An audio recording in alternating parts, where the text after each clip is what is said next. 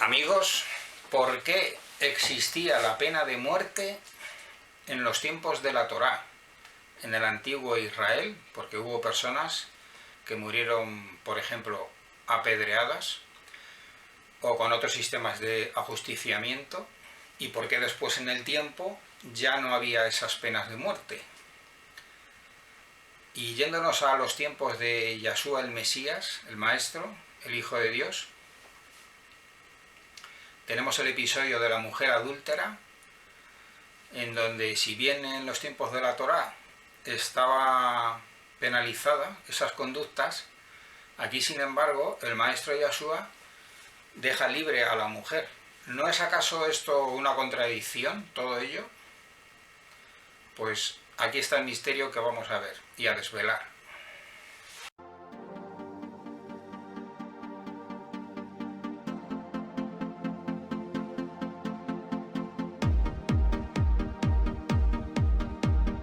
Contacto en Jerusalén.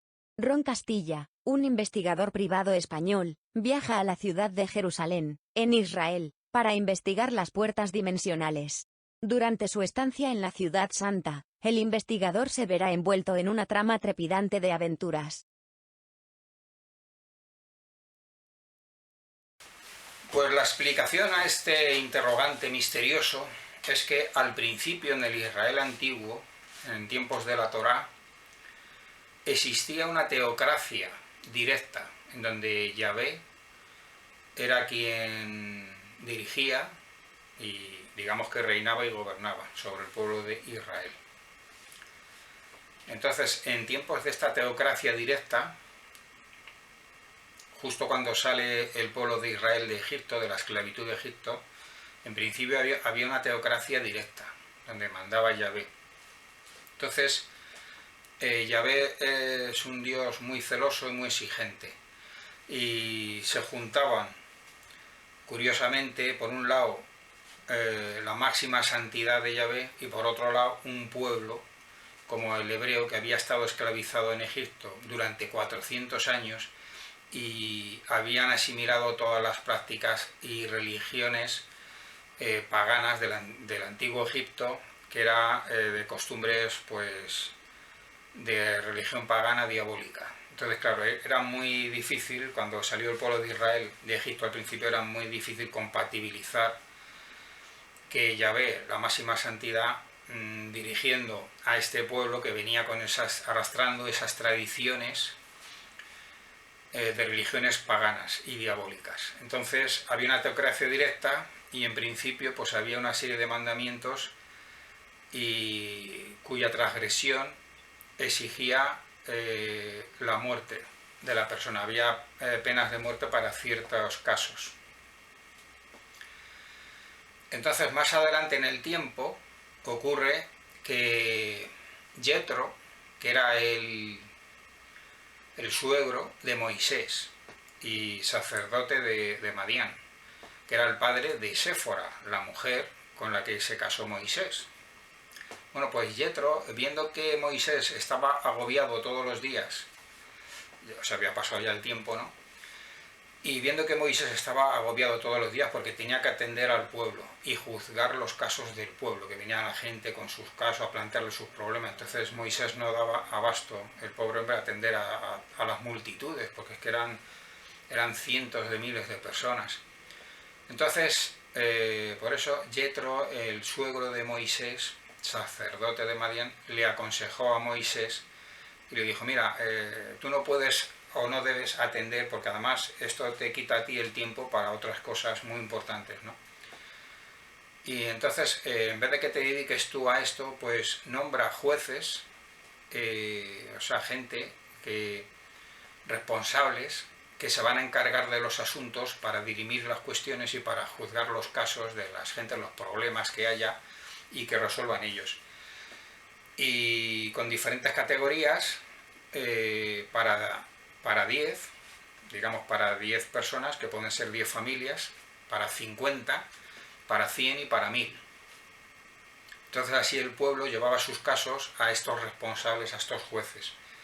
Entonces así se da inicio a una época en donde quien ya se encarga de dirimir y de juzgar los asuntos son los propios seres humanos, son los propios responsables del pueblo de Israel, que son estos jueces nombrados por Moisés. Y efectivamente Moisés nombró una serie de personajes para que fueran jueces, gente sobre el pueblo, para juzgar los asuntos y dirigir todas las cuestiones. Por eso es que, y en este sistema, esto fue avanzando en el tiempo, y con el tiempo se fue degenerando, y como dice en la escritura, pues al final, con este sistema de los jueces, que empezó bien y era una buena idea, pero luego comenta la escritura que después con el tiempo, pues hubo una época que cada quien hacía lo que bien le parecía, o sea, cada uno hacía lo que le daba ya la gana. Sí había unos jueces juzgando y tal, pero se relajó completamente el sistema jurídico, y ya pues digamos cada uno hacía lo que le daba la gana, ¿no? Entonces Yahvé no se metía directamente ya en esta serie de asuntos internos de la administración y del gobierno en el pueblo de Israel, sino que ya había unos jueces hebreos nombrados que se ocupaban ya de todo este sistema. Después de la época de los jueces, que hay un libro en la escritura, después del Pentateuco, que son los 5 libros primeros de la Biblia, luego más adelante viene el libro de jueces, que se llama precisamente Jueces. La importancia que tuvieron los jueces en Israel, porque eran los que llevaban el peso del poder y de la administración del gobierno hacia el pueblo hebreo, ¿no? Delegando así la responsabilidad de Moisés para que el hombre no estuviera todo el día ocupado con esa serie de cuestiones menores o de, en fin, internas, ¿no?, de las familias o cuestiones sociales, ¿no? Después del tiempo de los jueces, o sea, vimos que hubo primero una época de teocracia directa, que fue la época más rígida, más estricta, porque claro, juntar la santidad de Yahvé directamente a gobernar directamente sobre el pueblo de Israel, pues era muy duro, ¿no? Era un sistema, pues, el más exigente, ¿no? Después de la teocracia directa de Yahvé, vino el sistema de los jueces, que estamos diciendo que se prolongó en el tiempo. Se iban sucediendo los jueces, que eran los que gobernaban allí en el pueblo, ¿no? Hay un libro en la escritura que se llama Jueces. Y después de esta época de los jueces vino una época de los reyes, es decir, ahora iba a haber una monarquía en Israel. El primer monarca de Israel fue Saúl, pero ocurrió una cosa, porque los israelitas clamaron ante los responsables, ante los jueces, ante Moisés, ante Aarón, ¿no?, ante Yahvé, clamaron porque ellos querían también tener un rey, al igual que los pueblos vecinos, que eran paganos, que solían tener reyes. Entonces Yahvé se defraudó, se decepcionó mucho, porque él dijo, pues yo pensaba que yo era vuestro rey. Entonces se quedó un tanto decepcionado. No obstante, consintió en aceptar lo que el pueblo quería, ¿no? Y entonces apareció el primer rey de Israel, que fue Saúl. El problema de Saúl es que lo había nombrado el pueblo a Saúl a espaldas de Yahvé, es decir, sin contar con Dios Yahvé, sin contar con Yahvé. Y eso, claro, eso fue un desprecio a Yahvé, porque no contaron con él. Por lo tanto, no tenía la bendición de Yahvé. Por lo tanto, con el tiempo, Saúl no tuvo esa bendición de Yahvé, y Yahvé eligió a un adolescente, un joven israelita, que fue el rey David, de la tribu de Judá.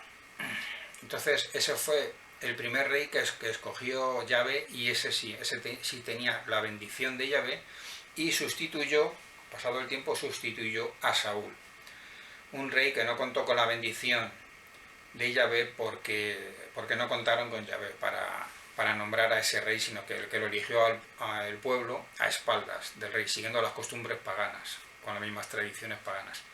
Y en cambio el rey David pues disfrutó de la bendición de Yahvé, y Yahvé Dios siempre le estuvo ayudando en todo a David, bendiciéndole y ayudándole en todo. Luego David tuvo a su hijo el rey Salomón. Y así llegamos a la última parte